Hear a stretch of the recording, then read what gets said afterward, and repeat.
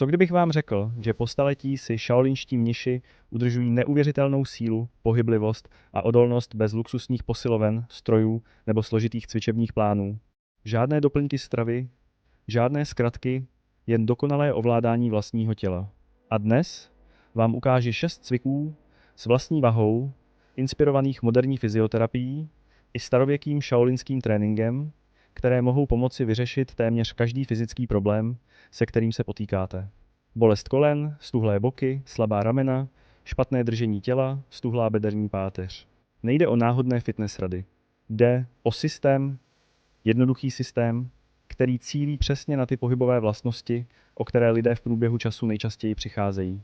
Síla, pohyblivost, stabilita, kontrola a odolnost. A to nejlepší je, že nepotřebujete posilovnu, drahé stroje ani mnoho času. Pojďme začít. První cvik vypadá jednoduše, ale okamžitě odhalí slabiny. Reverzní Nordic curl. Dokonce i mezi trénovanými sportovci tento pohyb téměř každého pokoří. V fyzioterapii je však považován za jeden z nejúčinnějších cviků pro zdraví kolen, sílu čtyřhlavého svalu stehenního a dlouhodobou odolnost dolních končetin. Pokud jste kdy trpěli bolestí kolen, stuhlými kvadricepsy nebo tou nepříjemnou bolestí při chůzi do schodů, dřepování nebo vstávání ze země, věnujte tomuto cviku pozornost. Je obzvláště užitečný, pokud každý den dlouhé hodiny sedíte, protože sezení má tendenci zkracovat a tužit tkáně v přední části stehna a kyčle. Šaolínští mniši kladou obrovský důraz na pevnost šlach a integritu kloubů, nejen na objem svalů. A právě to tento cvik zajišťuje. Zaměřuje se na váš čtyřhlavý sval stehení v jeho nejvíce protaženém a zranitelném postavení. Právě zde k úrazům nejčastěji dochází a právě zde bývají lidé nejslabší. Většina cviků v posilovně trénuje sval ve zkráceném stavu, ale skutečný život se odehrává v protažených polohách. Když scházíte ze schodů, dopadáte ze skoku, zpomalujete při běhu nebo kontrolujete tělo pod zátěží. Klekněte si na zem, tělo vzpřímené, lítka přiložená k podlaze, boky posunuté dopředu, odtud se pomalu nakloňte dozadu, přičemž udržujte tělo v přímé linii od kolen k ramenům. Neohýbejte se v bocích, neklesejte, kontrolujte sestup. Jděte jen tak daleko, jak zvládnete, pak se pomocí kvadricepsů vytáhněte zpět. Pokud cítíte třes, to je přesně ten záměr. Začněte 3 až 5 opakováními. Krátce se zastavte na spodku pohybu. S tím, jak budete silnější, postupně zvětšujte rozsah pohybu. Dokonce i malé naklonění dozadu odhalí, jak slabé vaše kvadricepsy a flexory kyčle skutečně jsou. To není nic špatného, to je informace. Tento pohyb trénuje vaše kvadricepsy tam, kde jsou nejzranitelnější, a právě proto buduje tolik skutečné odolnosti v každodenním životě.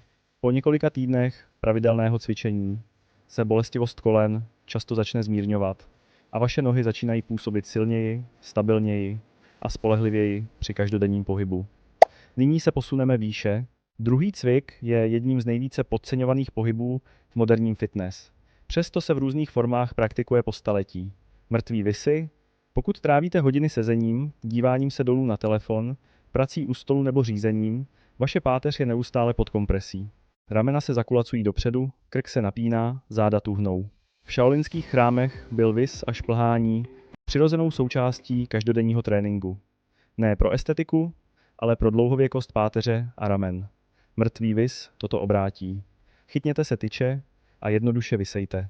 Nechte tělo úplně uvolnit. Toto je pasivní vis. Nechte ramena stoupat k uším. Nechte gravitaci jemně dekomprimovat páteř. Můžete cítit malá uvolnění nebo slyšet praskání. To je normální. V mnoha případech je to přesně ten prostor, který vašim kloubům chyběl.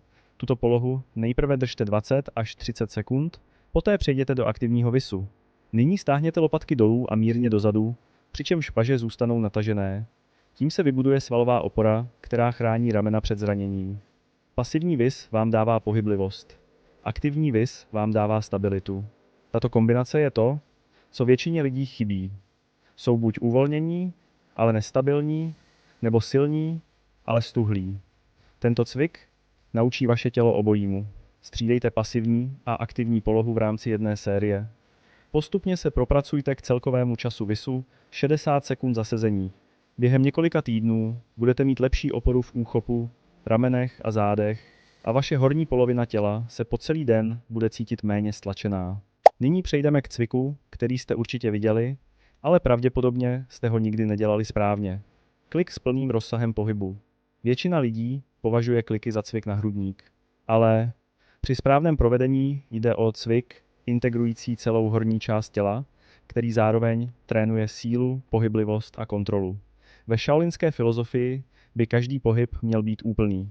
Žádné poloviční úsilí, žádné zkratky.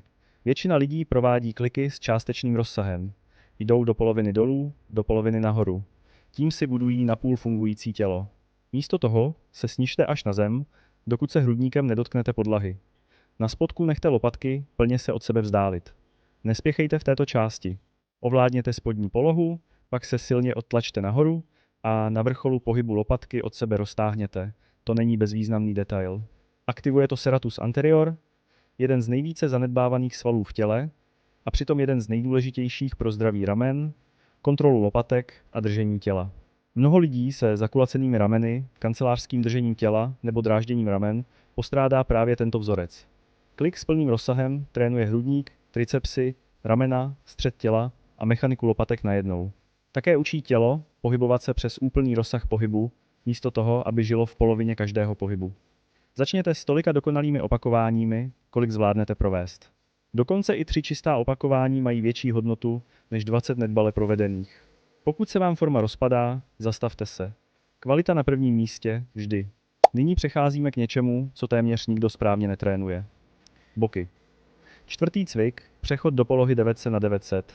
Pokud je pro vás sezení se skříženýma nohama napjaté, pokud se jeden bok cítí mnohem stuhlý než druhý, nebo pokud bederní páteř má tendenci přebírat pohyb kdykoliv se pohnete, tenhle cvik je pro vás. V šaolinských bojových uměních nepochází síla z paží. Pochází z boků. Pokud jsou vaše boky stuhlé, vše ostatní kompenzuje. Bolest beder, problémy s koleny, špatné držení těla, snížená sportovní výkonnost. Sedněte si na podlahu s jednou nohou vpředu, jednou vzadu, obě v úhlu 900 stupňů. Seďte rovně. Hrudník vzpřímený, páteř prodloužená. Nyní pomalu otočte nohy na druhou stranu a vyměňte jejich polohy. Nespěchejte. Přechod je samotný cvik.